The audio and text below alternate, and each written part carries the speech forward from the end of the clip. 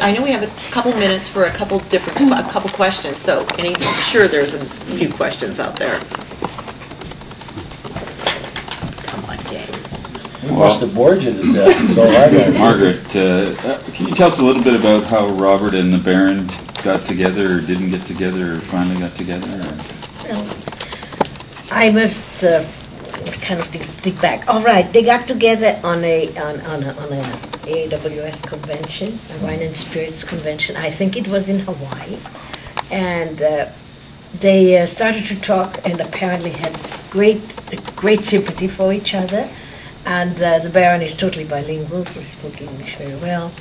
And then they had this idea that maybe we could do something together. The Baron said, I have been looking west, and I used to think that California wine tastes like Coca-Cola.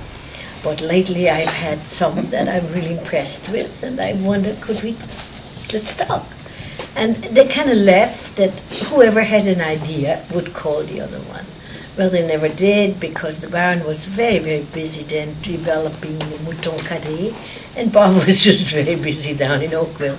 And then they met again. We brought over a tour of our employees, we did that at the time, and it was people from the lab and winemakers, and also from offices and public relations, and went to visit the famous chateaus, and of course we went to visit Mouton, and there was the Baron and welcoming Bob, and said, hey, what happened? Well, okay, this time they were going to be serious about it, and they invited Bob to come to the chateau and discuss whatever they could do together. And the story goes that it started with wet socks.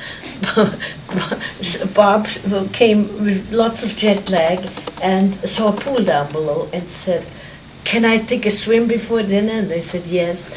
And the maids unpacked his suitcase, he was not quite used to that, and washed his socks. And when he came back up, he didn't pack any socks. So he had to go dinner with wet socks.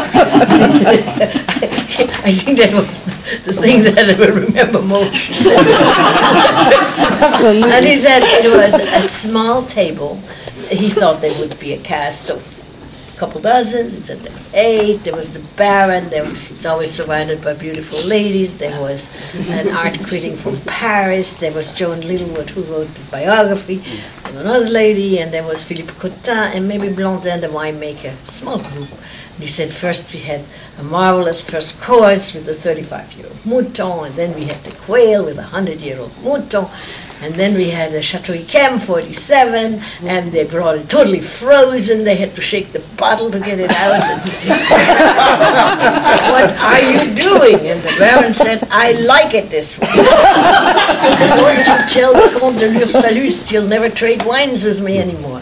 But the thing was that she said, nobody talked business. If it had been at my place, we would have started talking about things. And then the Baron said, but Bob, I would like to invite you for breakfast in my bedroom. I do most of my business in my bedroom. 9 o'clock, okay? And, well, okay.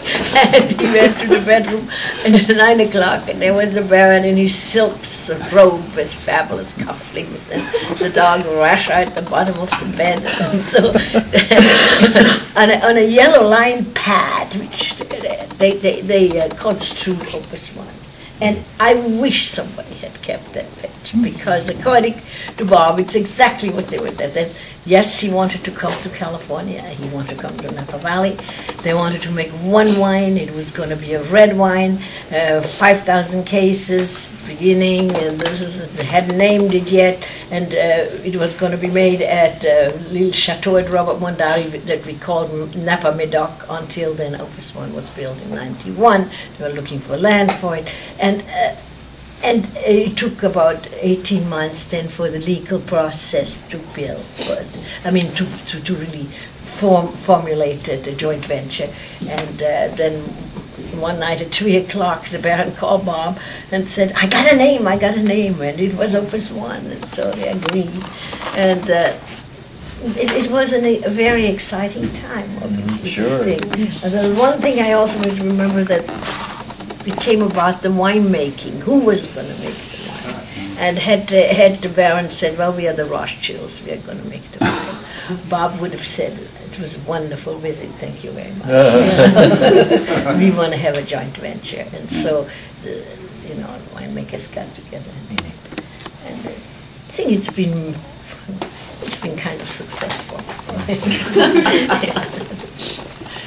Margaret, what do you think Bob would think of? What would be his thoughts about the internet, the whole life of the internet, and bloggers, and Twitter, and Facebook? I mean, he just was so before his time. Look, Paula, he couldn't remember his name, so maybe that would help. I don't know. Bob was totally, one thing he was not domestic, and one thing he was not at all into electronics or something like that. But he had help that would help him doing, and he would certainly admire it, and he would say it's a new world, but let me do my own thing. I don't like cocktail parties. Tell me when dinner is. I want a plate, a glass of wine, a piece of bread, good company. The cocktail party, I'm going to have to balance a glass and the plate and meet people I don't know that talk about nothing. That was Bob, But. And Boots? What about Al? Let's see. Al, he loved people. He really did. But electronically, he kept everything in a big red book. We still have it. How much wine I have, how much is sold.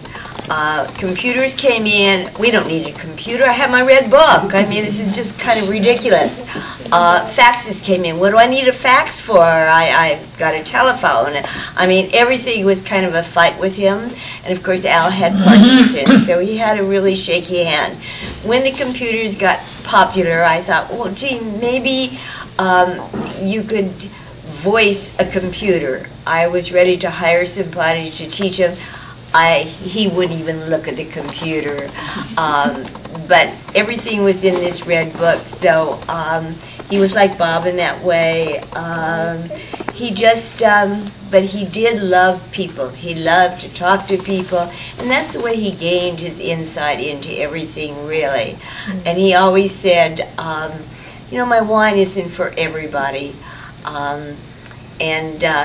One time I remember we were out with a couple, and the gentleman loved the wine, and the woman loved it, and she said, this is probably the worst wine I've ever had.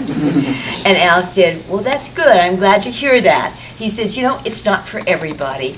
And I think that's the way we talked about this before we sat down here, and I think that's the way the Napa Valley wine is. There is wine for everybody, but we all do it differently. And again, I don't think I said welcome to all of you, and it's so nice, I'm looking forward to lunch and talking to all of you individually. Thank you. Thank all of you very much. You guys Did you know that wonderful. there are more old winemakers than old doctors? Well, I didn't know that, but hallelujah, there's a reason for that. I want to tell a story about Hans Cornell. Yes. Yes. I have one too when you get finished. Well, when we first came to the Valley, there we go. Well, Doug was 17, and I think he worked his first job, summer job, he got a job at Hans Cornell, working in the cellar. And he came home, he said, I was playing those ovals one day, and all of a sudden the door shut tight, and I heard this voice on the other door say, ha, ha, ha, I got you now. Hans loved to play little jokes and tricks, so he boarded him up and talked to him through the thing, but he was a dear guy, and we've ever since. But that was an instigator. Instigator. He was doing these practical jokes with his new employee. Hans was a sweetheart. When we first came here, we used to love to go and meet, and we used to visit the winery a lot because we were so close. On Diamond Mountain Road. Yeah. You were a little girl, Paula. Mm-hmm. And I remember one time I'm going down the steps, and boy, I took a tumble. I really took a tumble. I hit my head, and I could feel this thing coming out. Well, Hans ran out, and I felt like my parent was with me, with a silver knife. And if you ever have a bump, you take it. It's got to be silver, not stainless steel, and you put that on the bump and the coldness of it, and you push really hard. And my mother used to do that when I was a little girl, and I said, "Oh my God, Hans, I think I'm back home." That is really, he was such a love. That's great.